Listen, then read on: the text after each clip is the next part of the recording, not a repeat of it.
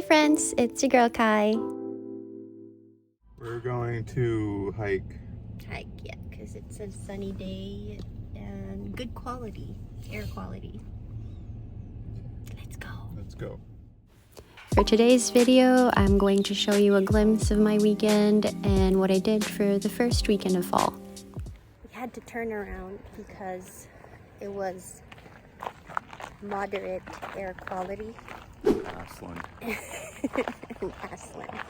So we ended up in the most popular spot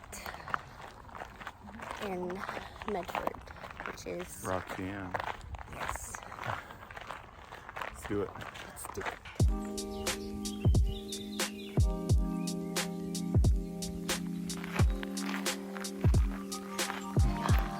Are you cold?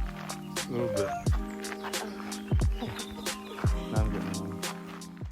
We're taking a short hike and we're going down because the air quality sucks. So we're just gonna stay in this lookout for a minute and then go home.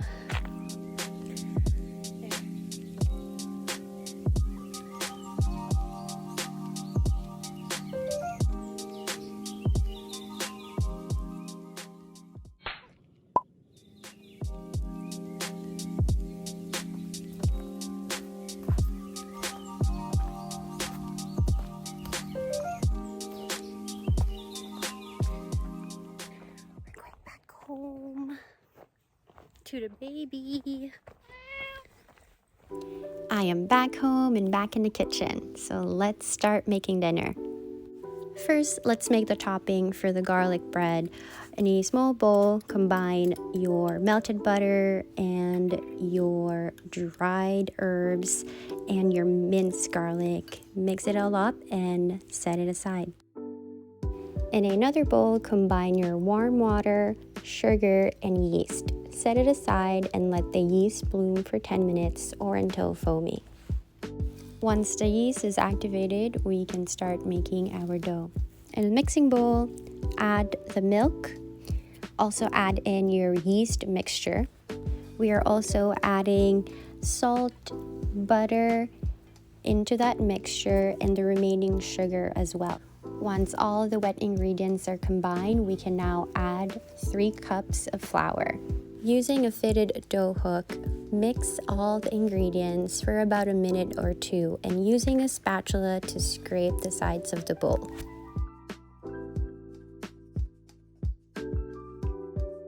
After scraping the sides of the bowl, we can now stir in the remaining 2 cups of flour. You can do this by batches so it's not messy. You can continue kneading the dough in the stand mixer for about 7 to 10 minutes until the dough forms into a ball, or you can do it manually on a clean surface like what I did. This recipe can make 2 loaves of bread, so we are going to divide the dough into 2 equal portions. Cut the dough into small pieces. You can also do this smaller than what I did, maybe like a bite-sized piece. After cutting the dough into small pieces, we're going to dunk each dough ball into the butter mixture that we made earlier. Make sure each piece is thoroughly coated in butter mixture, and we're going to layer it into a greased loaf pan like so.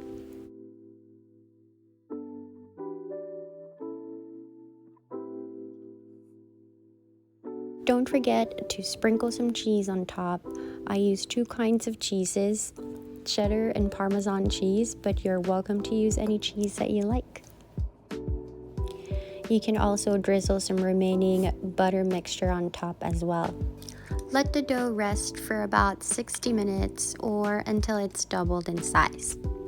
Bake the bread at 350 degrees Fahrenheit for 30 minutes or until it is golden brown. While the bread is baking, let's start making the broccoli cheddar cheese soup. This recipe involves a lot of chopping, so if you know how to chop your vegetables, you can make this soup.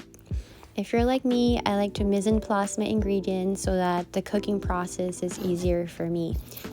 You can use only the florets of the broccoli, but I don't like wasting food, so I'm also including the stems as well. For the carrots, I just julienne them, but you can cut it any way you want. I don't recommend using pre-shredded cheese in this recipe. Please don't buy pre-shredded cheese because they put something on it to make it drier so that it doesn't stick together, and it makes your recipe worse, okay? Let's start cooking. Using a large pot or a Dutch oven, melt the butter over medium heat, and then saute your onions until it is translucent. Add the garlic and cook it for another minute until it is fragrant.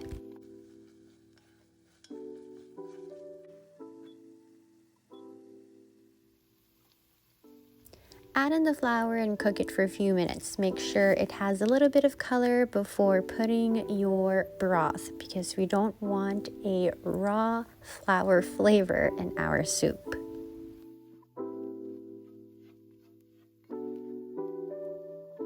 Reduce your heat and slowly add in the chicken stock.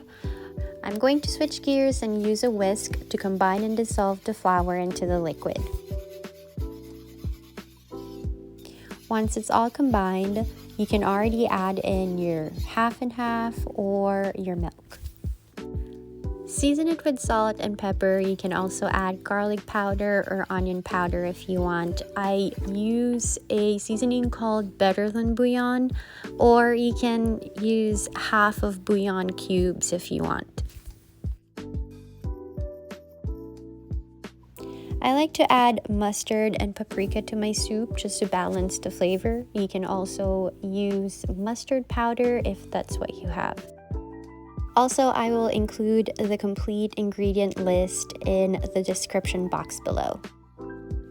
After seasoning the soup, add in your broccoli and your carrots and gently simmer for another 20 minutes.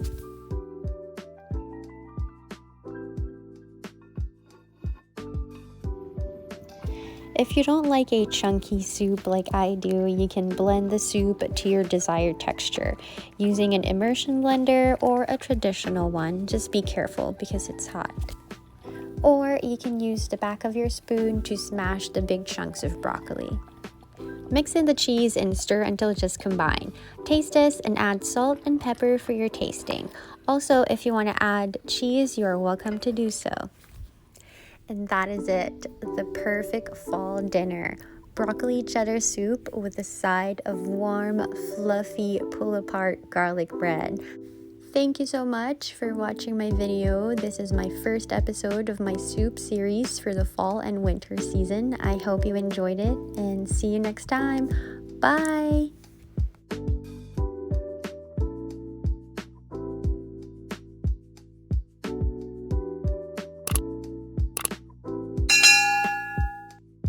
You can also watch my other videos here. Thanks!